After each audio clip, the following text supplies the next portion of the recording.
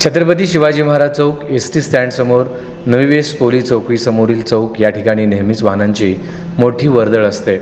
आता सणासुदीत ग्रामीण भागातूनही अनेक जण वस्तू साहित्य खरेदीसाठी सोलापूर शहरात येतात। उत्सव काळात एसटी स्टँडच्या गाड्यांच्या फेऱ्या वाढलेल्या असतात।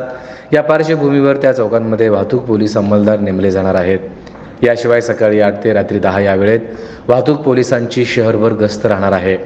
शहरात सध्या 15 सिग्नल सुरू असून त्या ठिकाणी फिक्स पॉइंट असणार आहेत।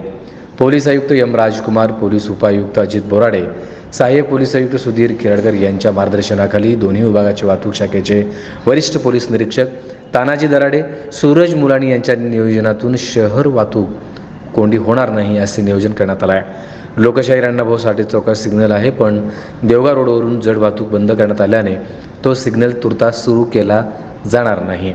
पण आगामी काही दिवसात होटगी रोडवरील महिला हॉस्पिटल आणि विको प्रोसेस येथील सिग्नल नव्याने सुरू करण्यात येणार आहेत। त्याची कारवाई सध्या सुरू असल्याची माहिती शहर वाहतूक शाखेच्या अधिकाऱ्यांनी दिली आहे।